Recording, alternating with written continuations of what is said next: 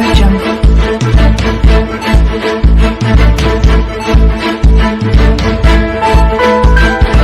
Audio Jungle. Je tiens d'abord à remercier tous les gouverneurs qui ont eu à faire le déplacement, ainsi que leurs ministres et tous nos chefs de division, ainsi aussi toutes les sociétés pétrolières, que ce soit Mobil, Engie, Total et tous ceux qui sont dans la logistique, surtout CEP, tout cela, CEP, le Rescom.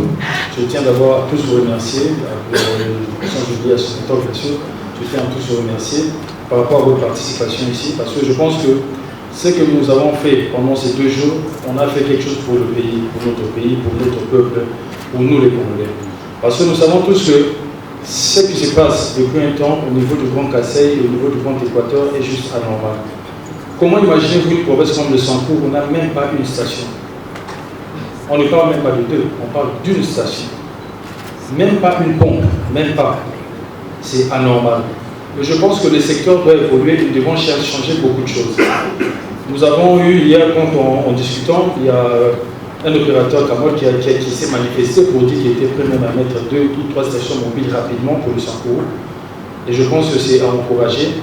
Et nous devons absolument accompagner le Sankour pour qu'il puisse au moins être doté de tout ce qui peut permettre que les hydrocarbures, tout ce qui est carburant, parce que nous savons tous que les hydrocarbures, le carburant c'est la colonne vertébrale de l'économie nationale. Il n'y a pas de carburant, il n'y a pas de pain, il n'y a pas d'économie parce que les gens ne savent pas se déplacer. Nous sommes tous là parce qu'il y a le carburant quelque part. Que ce soit en termes de jet pour l'aviation, que ce soit en termes de tout ce qui est gasoil ou essence au niveau des automobiles, sans ça, il n'y a rien.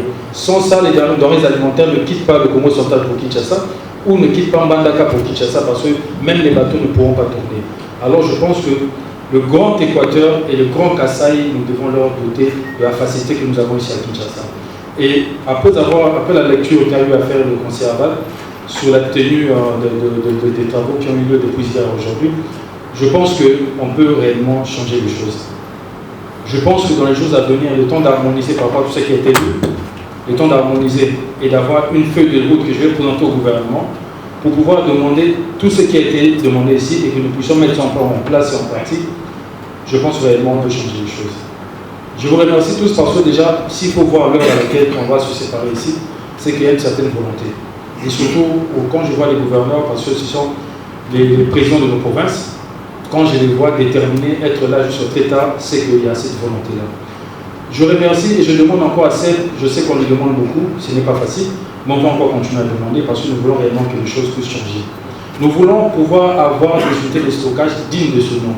Et je pense qu'on va mettre des stratégies en place. S'il faudra financer ça à travers les stocks stratégiques, ou s'il faudra que je discute avec le code de l'économie pour qu'on puisse voir même à travers le stock de sécurité, qu'est-ce qu'on peut faire pour épauler et réaliser tout ce qu'on est en train de dire ici. Je le ferai. Je prendrai mon rapport au Premier ministre, à notre président de la République, parce que c'est sous son impulsion que nous sommes en train de faire tout ça, parce qu'il est réellement déterminé à ce qu'il y ait un changement réel au niveau du Grand Équateur et au niveau du Grand Kassai par rapport à l'approvisionnement. Le conseiller a répété 2 fois, il a parlé à 2 reprises du Sankour. Je tiens encore à attirer l'attention de tout le monde que nous devons réellement faire quelque chose, et à court terme, pour le Sankour. Nous ne pouvons pas accepter qu'une province de la République démocratique du Congo n'ait pas une seule station, ce n'est pas normal. Une aussi grande province, où de cette province est sorti le Mumba, est sorti Papa Wemba, mais non aucune station. Ce n'est pas normal.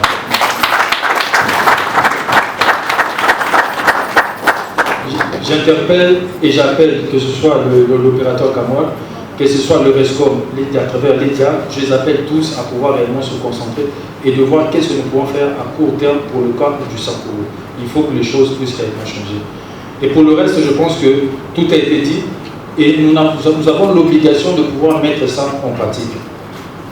Ne pensons pas que ce sera 2 ateliers ou 2 journées qui vont passer comme ça pour oublier, pas du tout. D'où je tire encore l'attention de nos CD, nos chefs de division. Par rapport aux résultats qu'ils vont donner, c'est par rapport à ça qu'on verra si on aura encore de l'avenir avec eux. Et ça, je le dis parce que nous voulons avoir des résultats. Ceux qui ne vont pas nous aider à avoir des résultats, on ne sera pas obligé de rester avec eux parce que nous avons cette obligation devant le peuple congolais. Nous avons l'obligation de donner des résultats. Il faut réellement que le secteur puisse réellement changer. Il faut que réellement, qu'au niveau du Grand Kassai, du Grand Équateur, que les choses changent dans tout ce qui concerne les hydrocarbures. Je demande encore sur ces commerçants de réellement marcher avec nous et de pouvoir nous accompagner dans ce défi que nous sommes déterminés à résoudre à court terme. Et je le répète encore, ce n'est pas à long terme. Parce que le rapport qui a été fait, nous allons faire un travail sur ça qui va nous produire une feuille de route très rapidement. Je vais le présenter au gouvernement, au Premier ministre et au chef de l'État. Je vais leur présenter ce rapport et je pense qu'après, il faudra qu'on puisse mettre ça en application et que ça ne reste pas une lettre morte qui n'aura servi à rien, pas du tout. Il faudra qu'il y ait des répercussions au moment où on va attendre des résultats. Et je le dis et je le répète et je le demande, le tout doit se faire à court terme et non à long terme. Je pense que, avec ces mots, nous avons clôturé nos 2 jours de table ronde. Et j'espère et je me dis encore que Dieu voulant, on va réellement trouver des solutions par rapport à ces problèmes. Je vous remercie.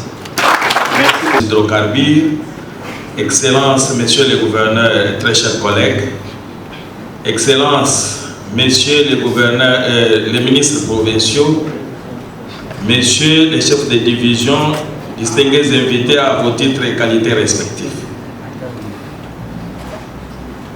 Nous sommes très contents à ce jour et nous disons merci au président de la République pour toutes ces opportunités qu'il ne cesse d'offrir à nos provinces et l'attention qu'il accorde à ces espaces.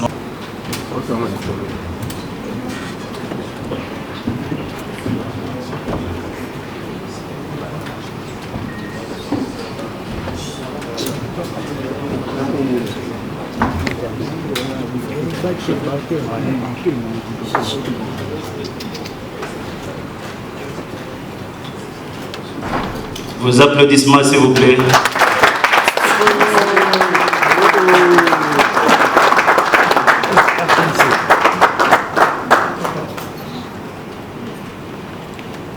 Merci beaucoup, Excellence.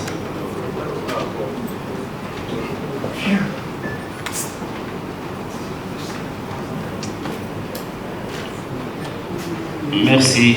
J'invite votre Excellence à regagner sa place et les différents gouverneurs respectifs.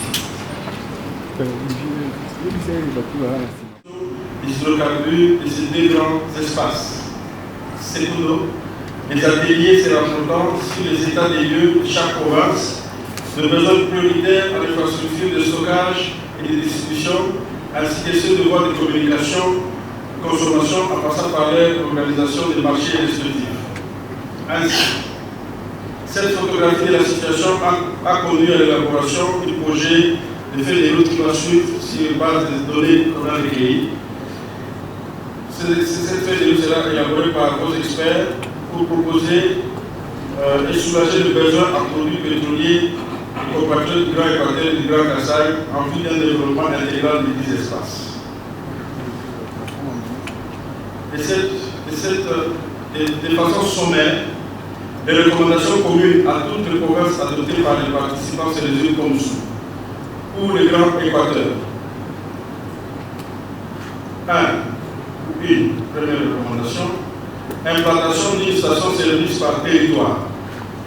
2. Réhabilitation des infrastructures de stockage, de transport et de distribution de produits pétroliers dans le respect des normes internationalement admises. 3. Réhabilitation de toutes les voies de communication, routières, fluviales et ferroviaires. 4. Révision des charrets automobiles pour la distribution, pour cette moment particulier. 5. Maintien de l'avitaillement régulier des provinces trimestriellement. 6. Dotation d'au moins 2 camions-citernes pour la distribution des produits pétroliers à chaque dépôt. 7. Application de la structure des prix dans chaque province. 8. Mécanisation et renforcement des capacités du personnel de division provinciale des hydrocarbures du Grand Équateur. 9. Construction d'un bâtiment administratif pour chaque division provinciale des hydrocarbures.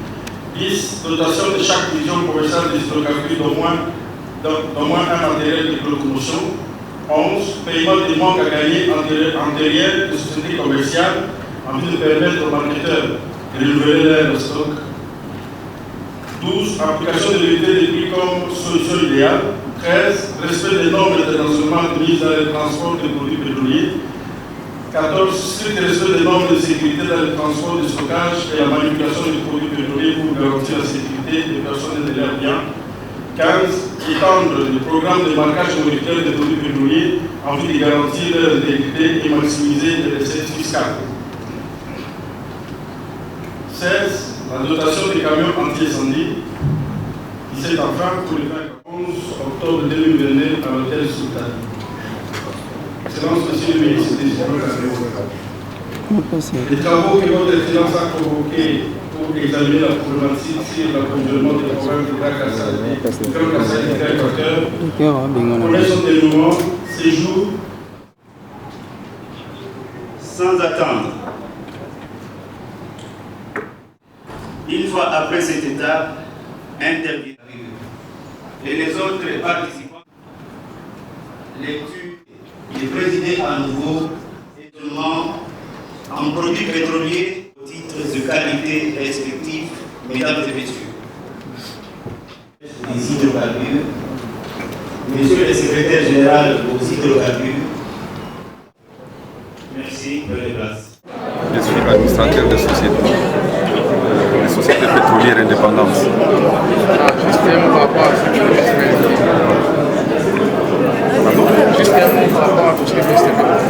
Oui, mais c'est quelque chose qui n'a pas encore lié dans notre pays. Cette initiative de pouvoir s'intéresser au Congo profond, nous savons que le problème d'approvisionnement a toujours été une difficulté évidente dans notre pays.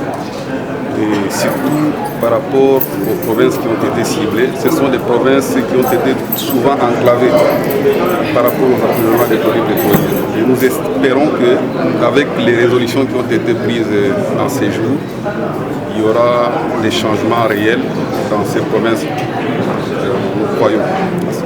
Merci beaucoup.